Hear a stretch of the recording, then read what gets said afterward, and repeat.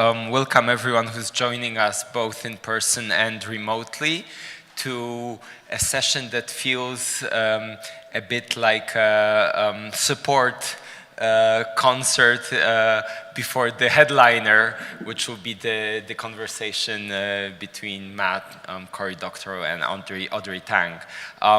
In our session, we are meant to cover quite a broad conceptual territory. The themes are information flows, data deposits, or more broadly, data governance, and privacy-enhancing technologies. Let me maybe start by introducing our panel. With us today, firstly joining us online is Sylvie Delacroix from the University of Birmingham, Morshed Mannan from European University Institute in Florence, Katarzyna Szymielewicz from Panoptykon Foundation, and my name is Alek Tarkowski, and I work at the Open Future Foundation.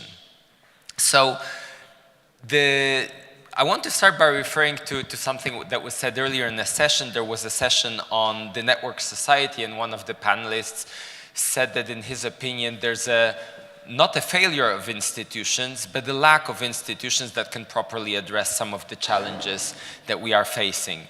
And I think in this conversation, a conversation around data governance, we are looking at this issue, but I think from a positive side, from a positive perspective. So basically, there's a lot of debates today on how we could design institutions, broadly speaking, that can provide new forms of data governance.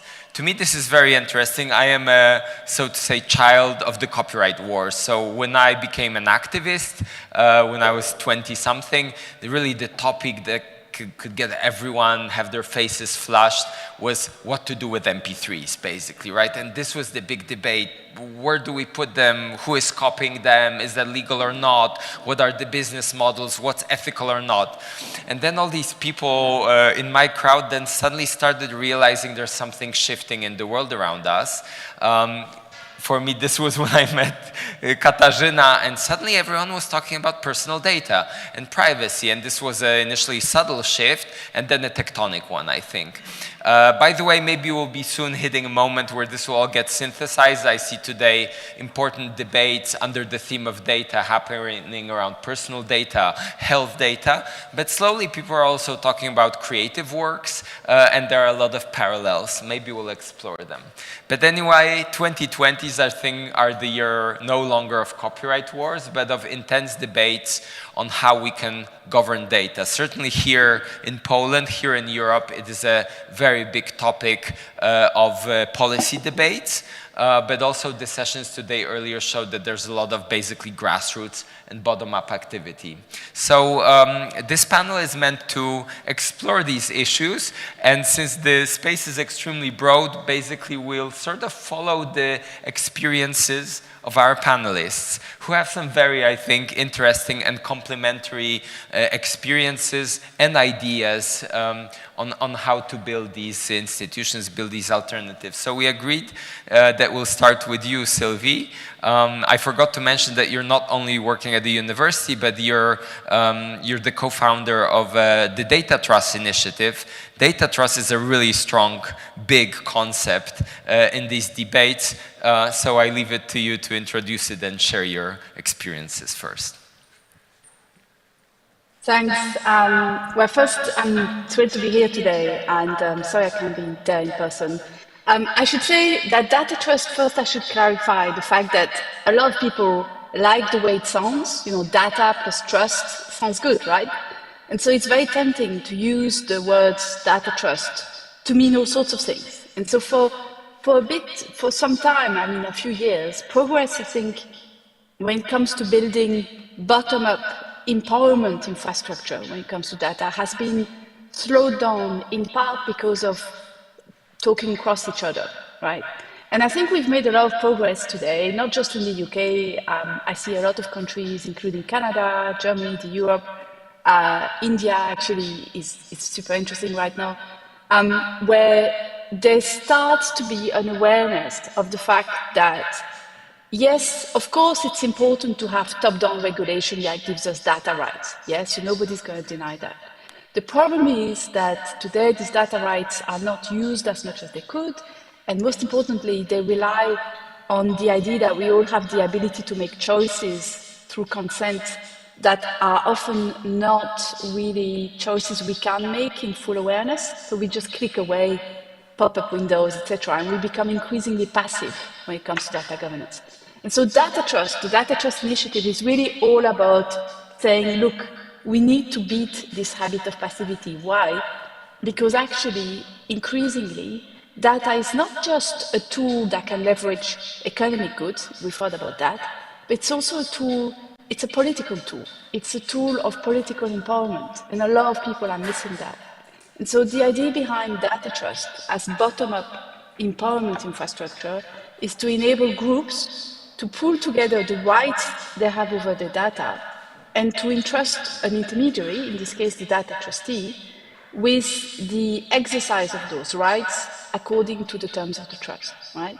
And it's key in this kind of message that there's space for different data trust, right? So we are all different. Some people care a lot more about security, others really want to share their data, say, to better use of natural resources or healthcare, and others may want to maximize financial returns. And you need to make room for a variety of approaches and for people to change their mind and switch from one data trust to another as and when their aspirations change. So I think this is what I really want to emphasize today. It's not theory anymore. Yeah, data trusts are concrete. We've launched the first 3 pilot data trusts in January 2002 at the Data Trust Initiative. If you want more details, you can click datatrust.uk.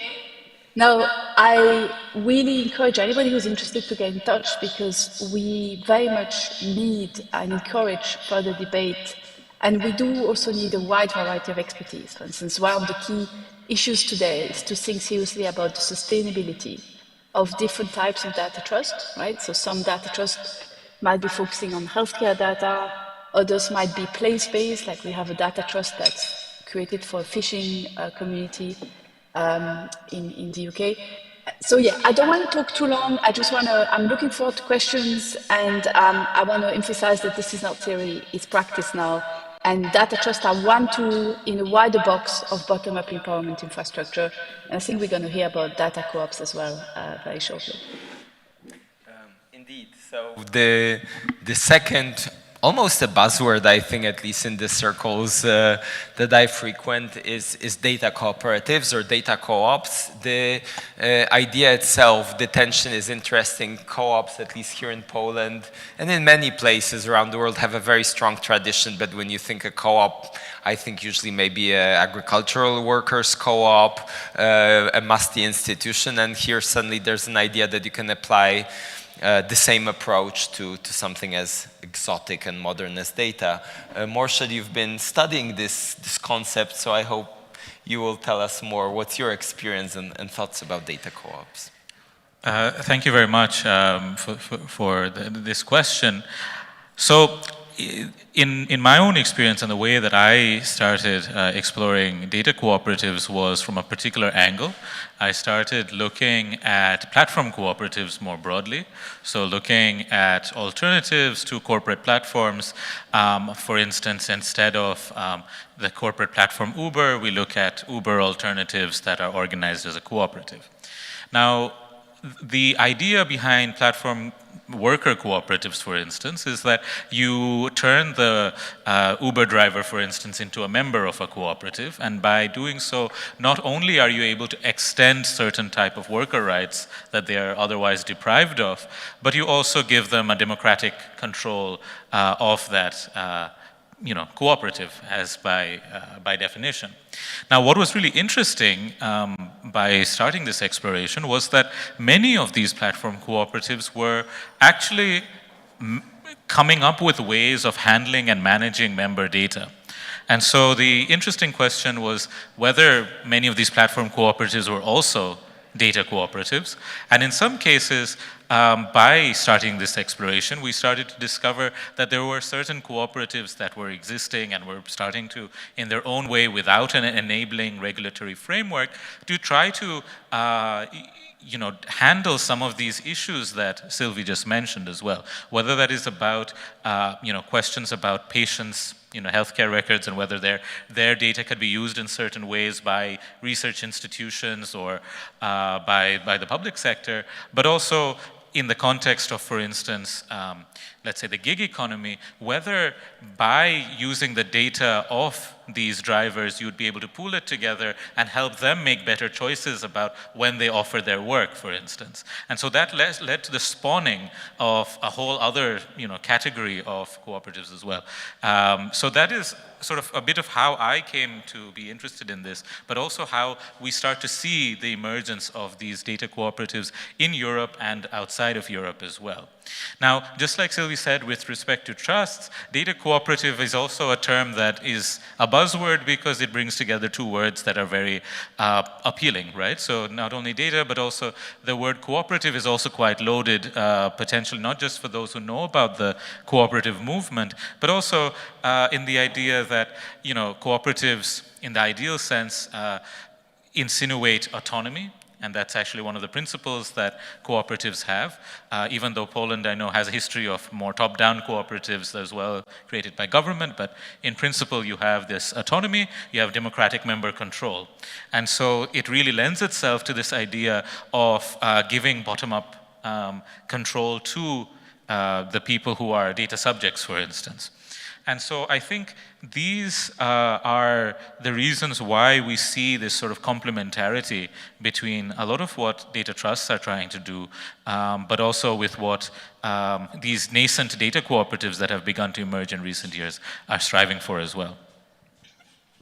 By the way, maybe we'll return in a moment. Maybe it will be good to clarify whether there are significant differences in these approaches. But before we do that, I'd like also Katarzyna to give your perspective. And I forgot maybe to mention, of course, in my little retelling, what happened that we did this shift between content and issues like privacy. Obviously, platforms happened, and you've been looking a lot at platforms and in a very specific way as a watchdog, as a civic watchdog. And we agreed that you'll talk a bit in this context about barriers to all these ideas, about more empowerment with data and democratic governance of data.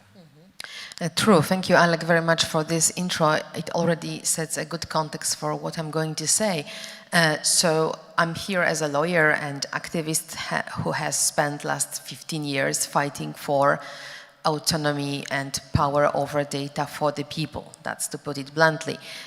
When we started, indeed, we used these concepts of data protection. It was before the GDPR that I assume many of you have heard of, which is the European Data Protection Regulation. So, there was a big fight in front of us, and indeed, we had this awareness that data is power already back then, but I don't think even us, the fighters, had full understanding of what happened with data and to what extent the stakes in this battle will be the data interpreted and observed about people by those entities who have power to do so, because they host content, because they have interfaces that we all use, because they have algorithms analyzing our behavior real time, and they have all the sophisticated algorithms to understand the patterns.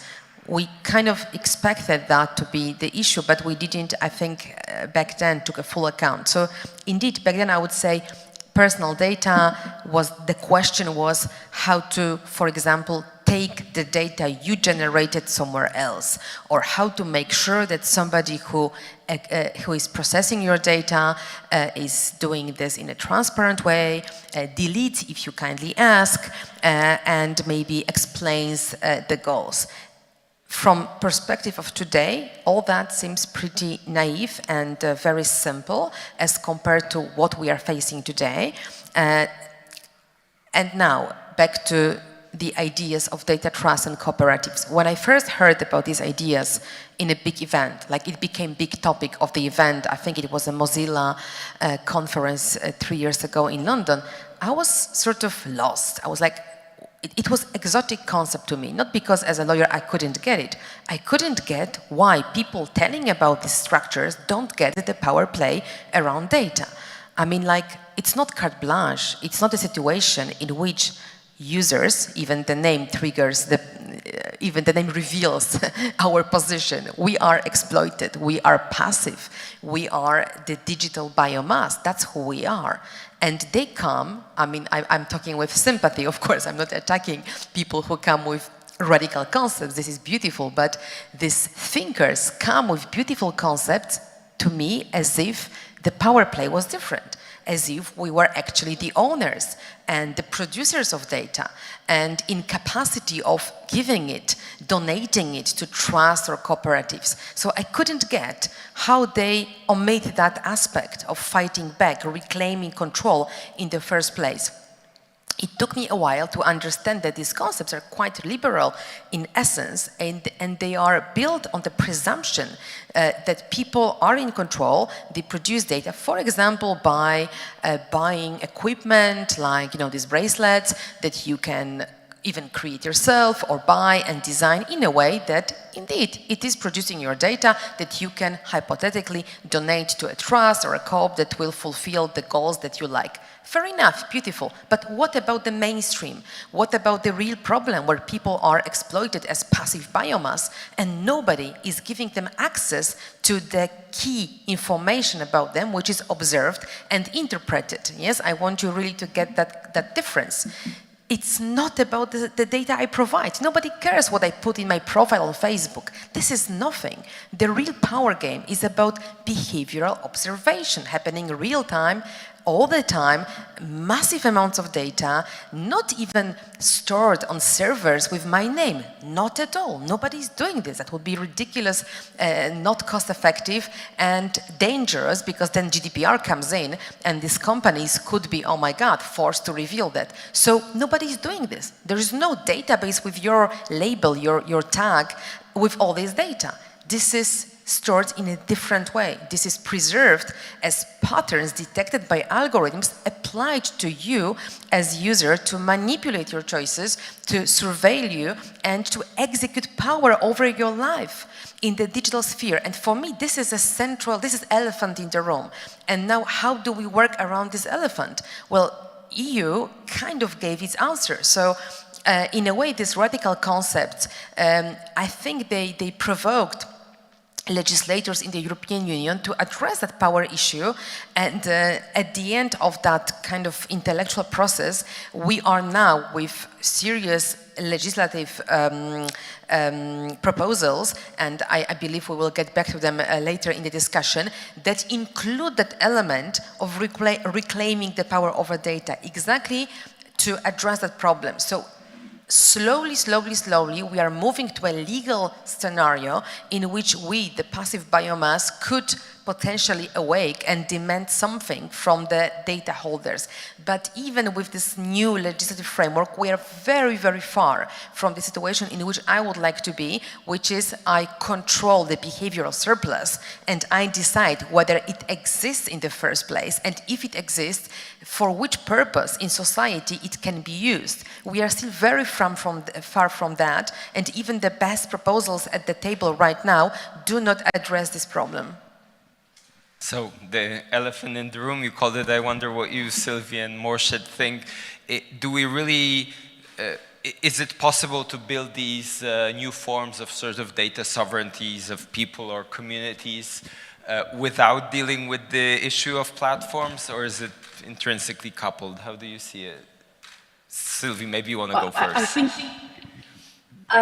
yeah, I mean, the data trust ID was actually very much born out of an awareness that there was this considerable power imbalance between us, the users, as Katia says, and these platforms or data controllers.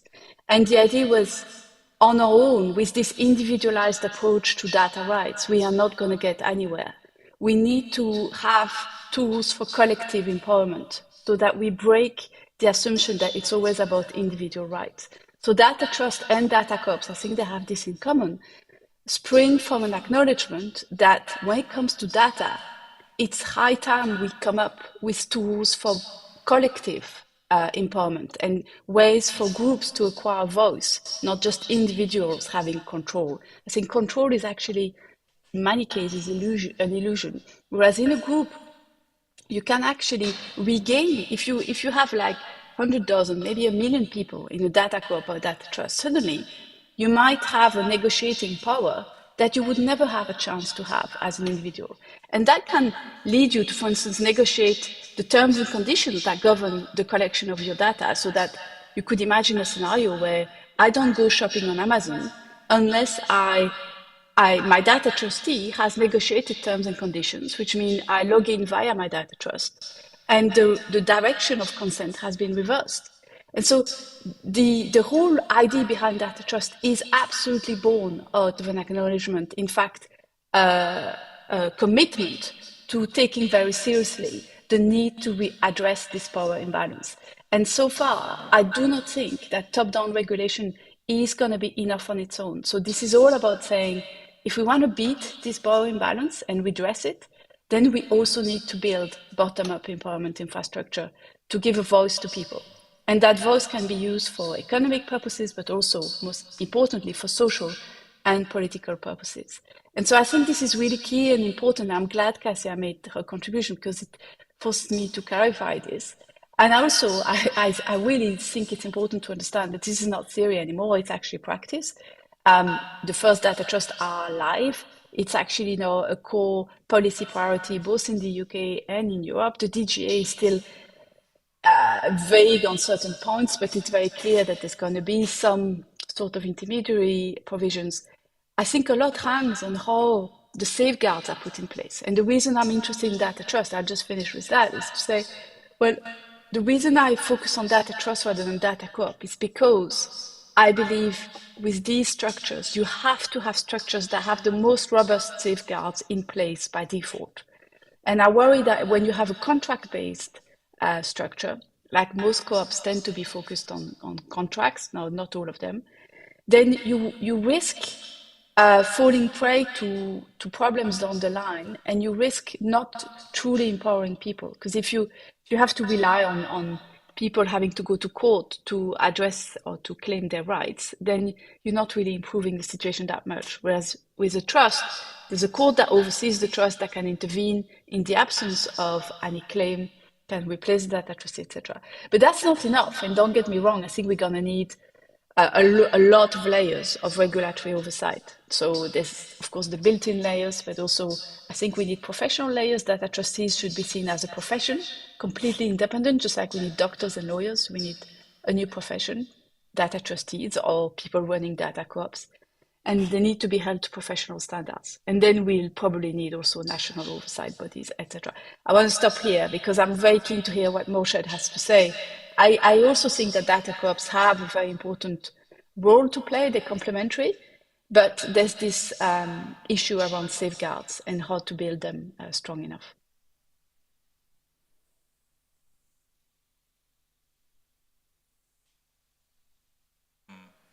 Okay.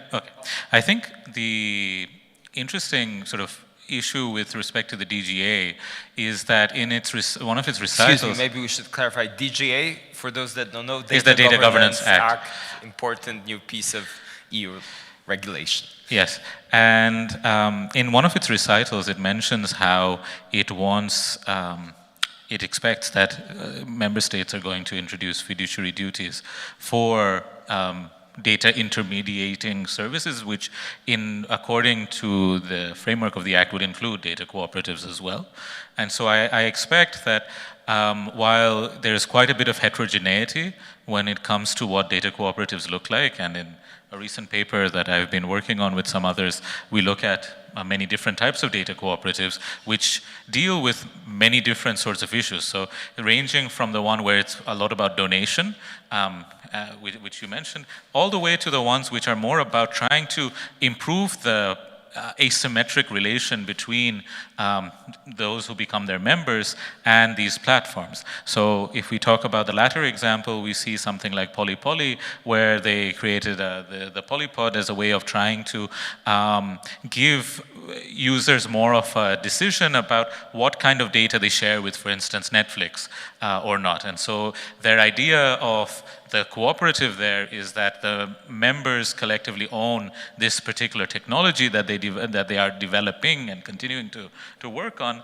that gives more individual control to their members as well. But of course, there's a collective benefit from this in the sense that they are collectively financing this. And there's, of course, a role for collective governance in that too.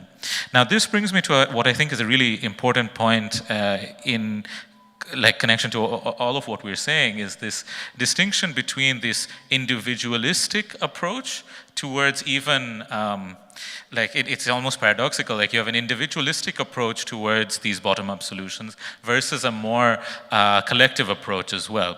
So I think in the more ambitious proposals and more radical proposals, we would see that in trying to rebalance this relationship, we would not just try to see that, okay, we are empowering this member to use this particular technology to have control over their data, but these platforms still implement these data extraction practices, which still continue to exploit a large number of people, especially those who are less tech savvy, those who are not using these technologies and so on. So it doesn't deal with the fundamental problem.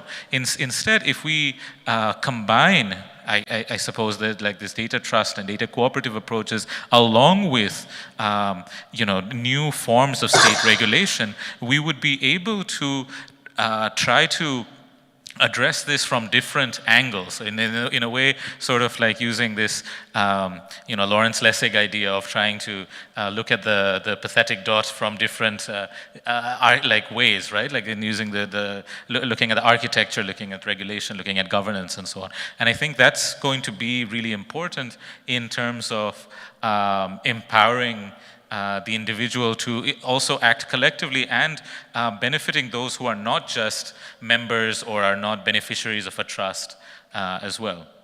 Thanks for mentioning the collective dimension. I think it's really important. I think of it, I don't know, Katarzyna, if you'll agree, as this post-GDPR sort of thing, where GDPR really betted heavily on individual data portability, which didn't seem to have an impact. I really appreciate these debates on the collective level. There was talk earlier today about the importance of this idea of soul-bound tokens, where in the Web3 debate you suddenly connect individuals with groups. There's very interesting ideas coming out of India, where there's ideas of community data governance. What I find challenging there is figuring out what's the community, right? In some cases it's easy, like taxi drivers in a city, sure, you can probably figure out who they are in one day. But for some more abstract groups, that's for me a bit of a challenge, understanding how these new forms of intermediation might work. But I wanted to ask you, moving a bit on, what's the role of the state here? A lot of these intermediaries are seen as sort of bottom-up. Also in a country like Poland, a lot of ideas of state intervention simply sound risky. At the same time, it's public institutions that often have the capacity to scale. Sylvie, you said a very, for me, inspiring thing, to imagine that this could happen at the scale of hundreds of thousands of people. I usually, when I think co-op, I think something smaller. So does the state intervention, is this important here, or this can happen without the state, or maybe the state can only complicate things? What do you think? I mean, if you look at me, I would say not so much state, but certainly supranational power structures with real capacity, with real power to impose something on the data holders, yes? So again, back to example that Sylvie gave us 10 minutes ago, with negotiating power of collective, of a group of users, people, I'm sorry to, it's just like imposed in my brain, okay, cancer, users, no, humans representing themselves via data trust, coming with the bargaining concept to Amazon. I don't get it, because I've been there. I've been in this situation as a lawyer, as a human being, as an individual. I never got any bargaining position. Terms and conditions are non-negotiable. So somebody with real power has to come in this equation and demand special rights for these new structures. I think indeed thinking in terms of collectives, collective rights, and even more so societal goals like protection of public health, or national security, or public security, or fulfillment of legitimate goals like improving healthcare services or improving transportation, this is the moment where it gets interesting. Because when I come as an individual to Google or Amazon and say, hey, there is 10 of us, give us a better price for a service, like lower the price, take less data from us than you take from others, are we winning anything? I mean, we will get ignored for sure, but even if we didn't get ignored, even if there was 1 million of us, would it be a benefit for the society that my data trust bargained something out of these empires and all the rest of society gets the same exploitation? I am not really comfortable with this idea. So for me, moving from individual to collective and demanding by legal measures imposed by something like the EU, because only them, if anybody, has that bargaining power, demanding something extra for the collectives and for public good, that makes sense to me. But then there are many, many complicated questions: how to ensure the data that gets transferred from business to these new structures, or data that is not transferred because it's protected, are actually used for something better than the standard commercial exploitation. How do we prevent, misuses of this? How do we govern these structures? I know us here, we will have these answers, of course, we have it on paper, but in practice it is going to be pretty complicated. So for all that, I see actually a role of the legislator, a clever one, a powerful one, because we need somebody to help us get in the ecosystem.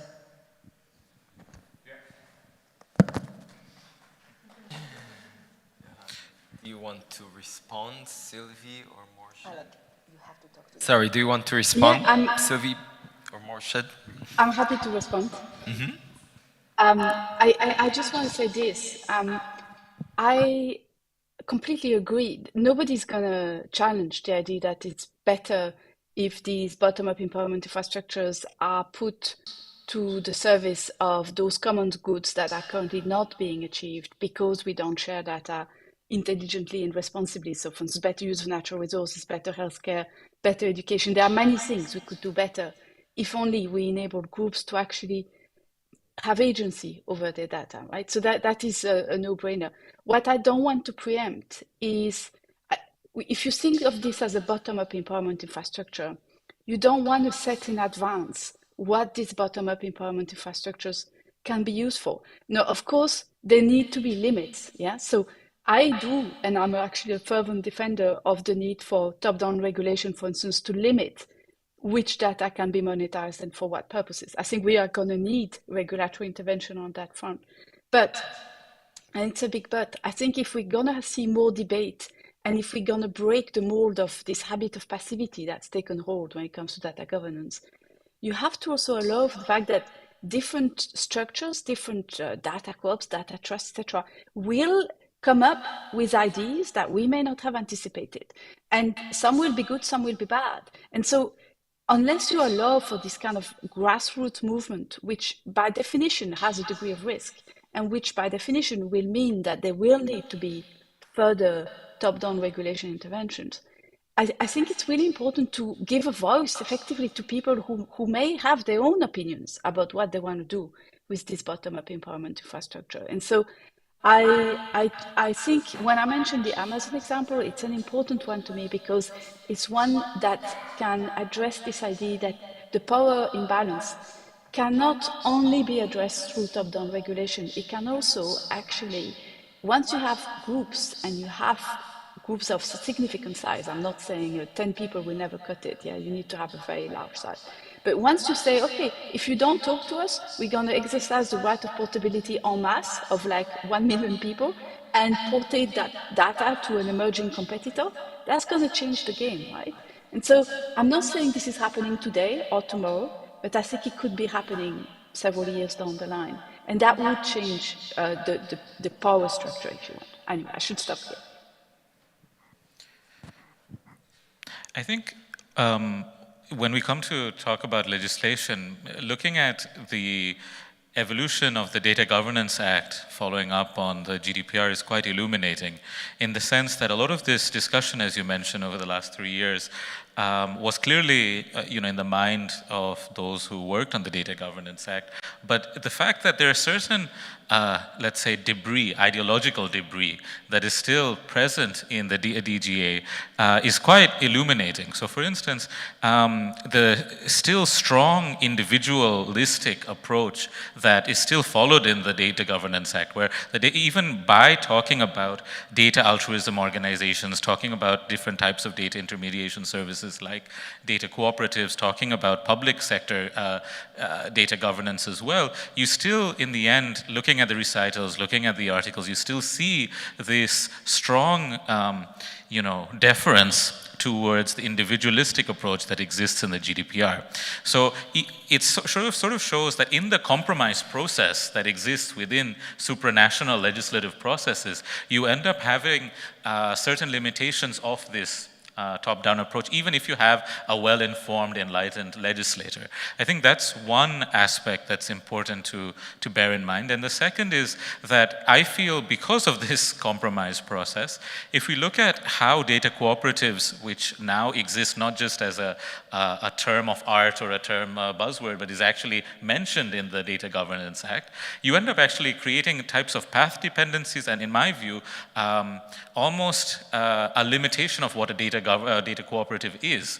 As Sylvie mentioned, reality is often more messy, both for good and bad, and the way that this has now been encompassed in this particular new legislation, we see that they have a particular conception of what data cooperatives are and what they expect them to do to fit within that definition. And then the definition itself is very function-based and task-based, rather than giving an actual comprehensive definition that it doesn't even really talk about, democratic member control or these principles that I mentioned with respect to cooperatives. So you then end up creating that, having this top-down legislation that will be influential across the European Union, you end up creating certain types of path dependencies that might end up redirecting or even potentially going at counter purposes to what these bottom-up efforts are doing. So I think there still is a lot of work to be done. I also agree that regulation is going to be a really important aspect of how to deal with the power of data controllers, data extractors, and so on. But I feel that the reason that we need these complementary approaches from both top-down and bottom-up is because of the fact that each of them have these shortcomings in the end. So we talked extensively in what I think is a very European perspective about how we hope regulation will build a certain framework, but obviously just by naming data cooperatives in their legal act, miracles won't happen. We have 7 minutes left. I want to ask you about these small miracles. Looking forward, what will success look like? Could each of you name one thing that you're hoping will happen that will be a more tangible outcome where you can say, okay, yes, we're seeing alternatives, we're seeing these data intermediaries? If I can start, I have that concept. Even I already mentioned the event 3 years ago when I've been discussing first time the idea of data trust and co-ops. Back then, at the same event, I presented my concept that I would like to see fulfilled one day, which is New Deal on data. By New Deal on data, I reimagine, within that concept, I reimagine the mainstream scenario, not the radical scenarios at the edges of the ecosystem, but us becoming active agents within the platforms, large online platforms ecosystems like Amazon, Google, Facebook. We already mentioned them. I would like to reimagine that we reclaim our agency within these ecosystems without destroying them, actually.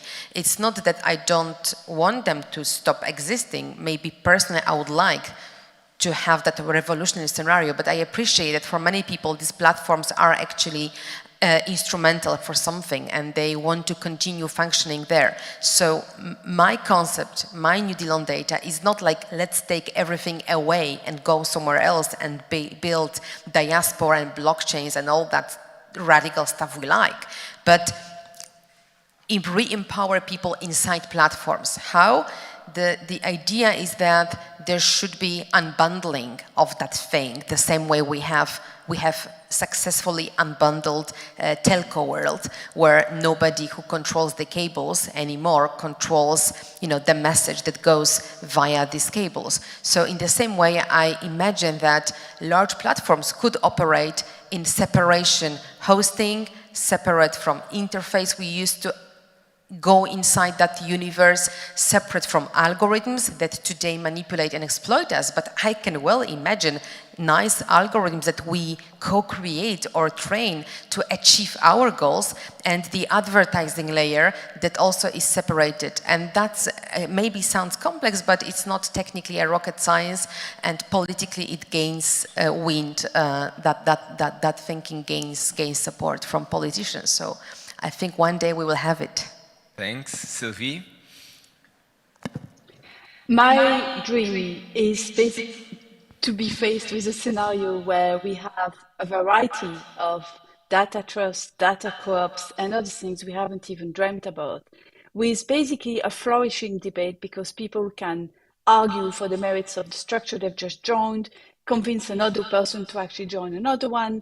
And in that process, regulation has also become much more proactive and more sensitive to the needs of a variety of agents in this wide ecosystem. So that's what I hope is basically a much, much more lively scene where we can all learn and keep learning for, better ways of participating in tomorrow's society via data. Thank you. I would just briefly add that in this sort of pluralistic vision that both of them have mentioned, I would also add that I hope the ideal scenario would be that we would have more input from the global south and across digital and gender digital divides that we're seeing with respect to this. You mentioned the example of India already briefly, but I would hope that we would see that the greater input with respect to whether it's being a part of this data new deal or being beneficiaries or members of these data cooperatives, that success to me would be that this would not just be an isolated phenomenon in the global north, but something that would have vibrant and active participation from the global south as well.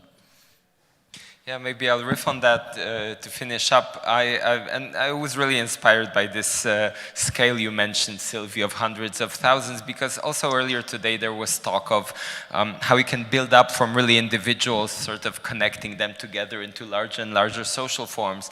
Ultimately, there's a planetary scale, right? And it sounds science fiction-like to imagine a planetary scale co-op.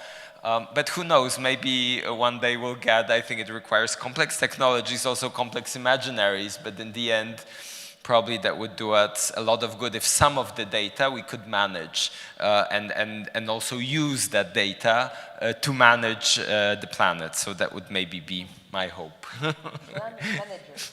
I got to a very big scale. That assumes we still have a planet in some time. Thank you for the optimism, Alek. Yes, which is a completely different debate that hopefully we can have some other time. I think we addressed a lot of big topics. Some of them we just briefly mentioned them. I hope at least we gave a sort of general take on this idea. We have just a minute left, maybe. Sylvie, do you still want to say something? I want to double check. Well, I wish we could have questions from the audience, of course, because I'm very curious to hear what people make of this. So all I would say is please get in touch if you have questions that are left unanswered. Okay. Good. We're going to have a nice break here, so we can certainly discuss with our small circle of followers in this discussion in the break. Yes, so indeed, I think it's time to wrap up. Thank you very much to my panelists, and in 15 minutes, I understand we can all listen to the keynote conversation. Thank you very much.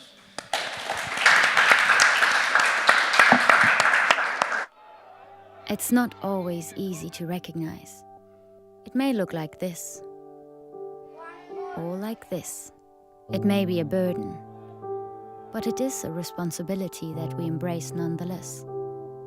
But if it means this for one person and this for someone else. Maybe it ultimately means being there for one another. It isn't handed to us, but we know where to find it and how it feels, how it tastes, and what it sounds like when we finally have it. It means different things to different people, but for many, it means everything. And if we all fight for it, it will eventually bring us together.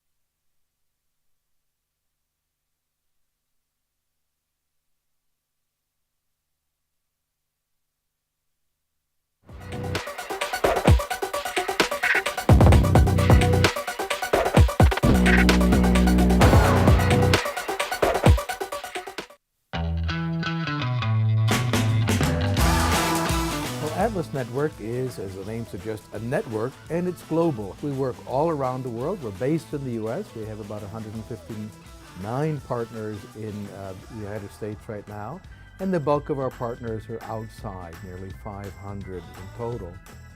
Atlas Network, it connects people from all over the world, defending the idea of human dignity, defending human rights and personal liberties. Atlas Network is focusing on, I think, the most important and moral cause in the entire world.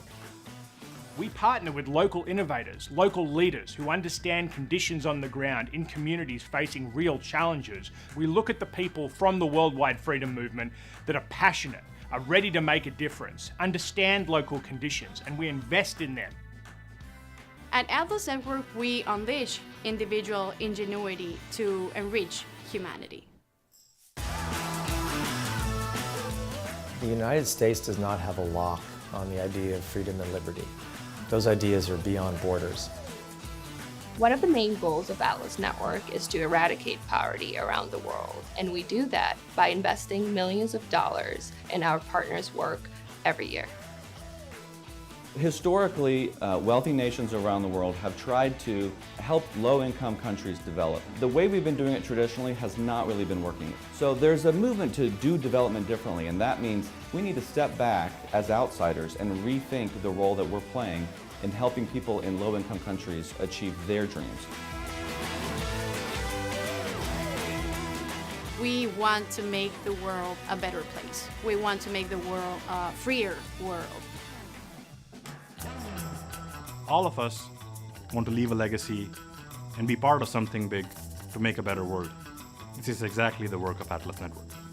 With our growing number of hundreds of successful partners, we're stronger than ever. Changing the world Changing the world Changing the world starts together with us.